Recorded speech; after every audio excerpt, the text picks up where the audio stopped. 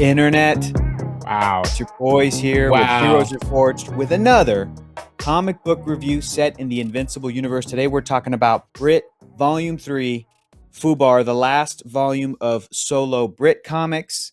We are about to head back into the Invincible line proper, but we got to make a little pit stop and kind of wrap up everything that's been happening in the Brit comic. I've never read it. Adam's never read it. Augustine's never read it. Let's just jump in with overall thoughts. Adam, what did you think of this comic book? It was way better than the last volume. That's what I'm talking about. It was way better than the last volume. There were some really fun cameos. Invincible shows up. Invincible at one point thinks that Spider-Man shows up, and it's not Spider-Man. Which is pretty good. But I think one of my favorite parts was towards the end of the book. We get a lot of like family backstory on Brit, which I thought was really cool. And also Brit's origin story, which is really cool. Yeah, absolutely. Augustine, what'd you think? Overall thoughts?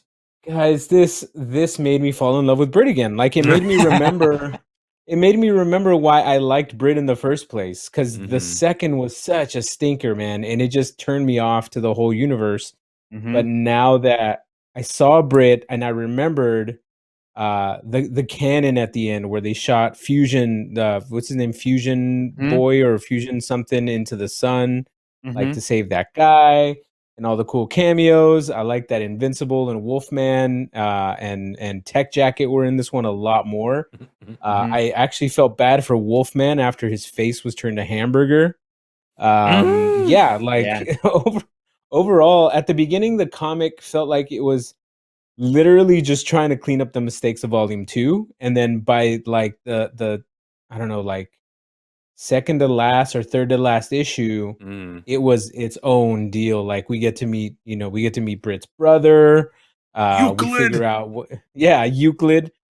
We really delve into Brit's family life and the situation of him trying to make amends with his wife, and then we find out that the baby's a clone, and then it's just all around. By the end of it, I was really sad that this is the last volume of Brit. Yeah. So far, in the sketchbook section, Robert Kirkman says like, "We'll see you around for Brit Volume 4, like whenever that happens or something like that." And and same thing. I was kind of like, "Oh man, there isn't a Brit Volume 4," and it would be cool to just revisit everything. I'm in 100% agreement with you guys. I love this book.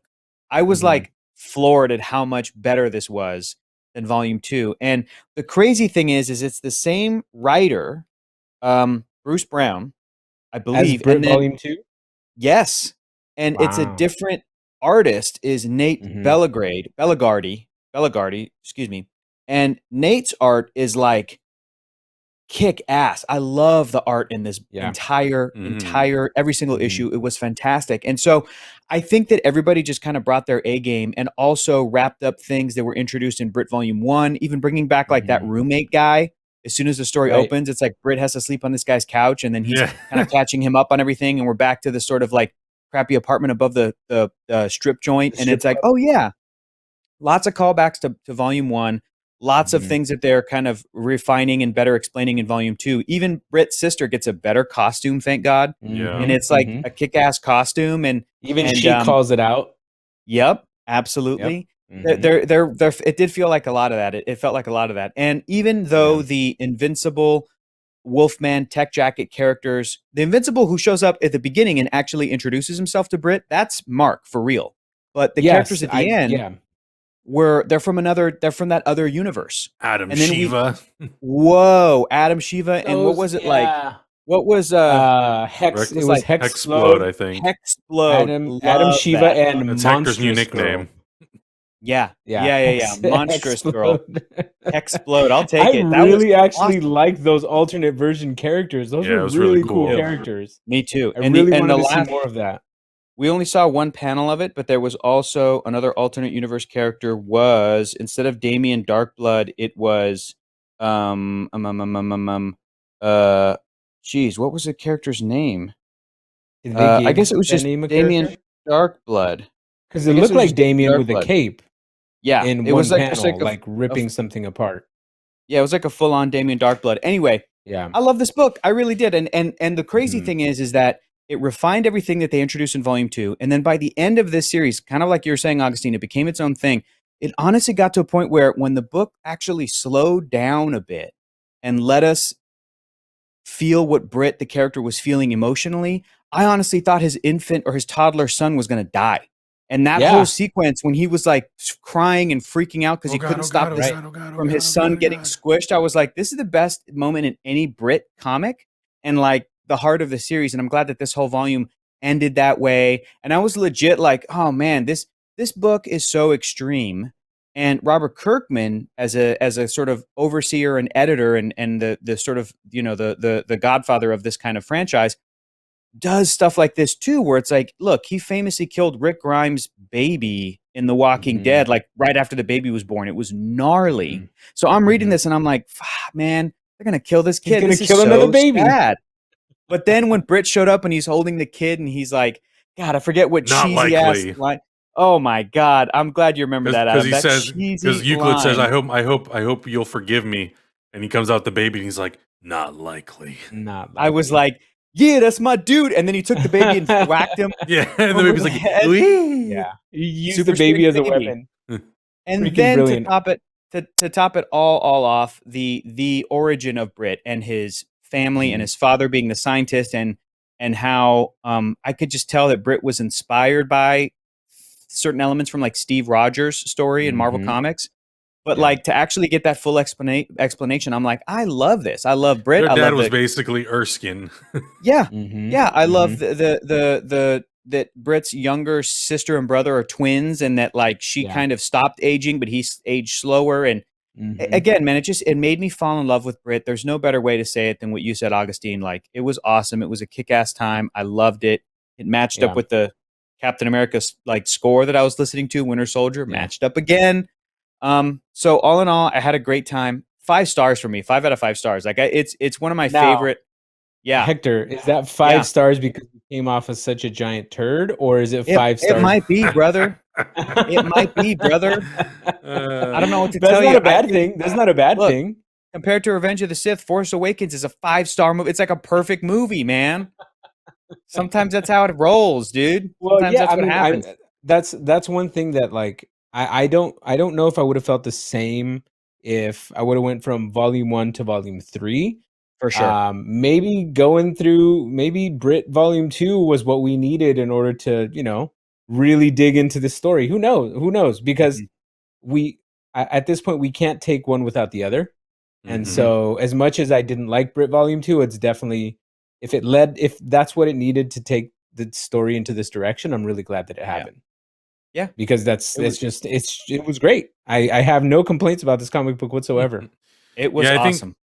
One of the things that I actually loved about it too was it's the most Donald we've gotten in the comics so far, and we've had so many different iterations of him. You know, we see him in this very futuristic tech type of Donald with the future Brit and or the alternate. I guess it's alternate dimension Brit, but I just like seeing Donald get to do really cool stuff. And that's, again, like, man, I hope we get to see that character come back, because I feel like we've given Donald a lot to do in the spin-off books.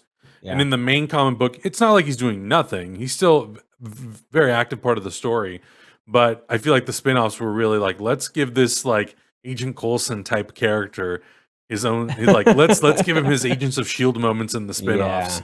Which I think is really, really cool. He's got multiple of those moments too. Yeah. Not only did he do some cool things, he did the coolest thing where he stopped the demon or the planet whatever killing tech jacket or jacket or whatever it was. That thing. Donald saved the world, and then Brit goes and messes everything up. Yeah.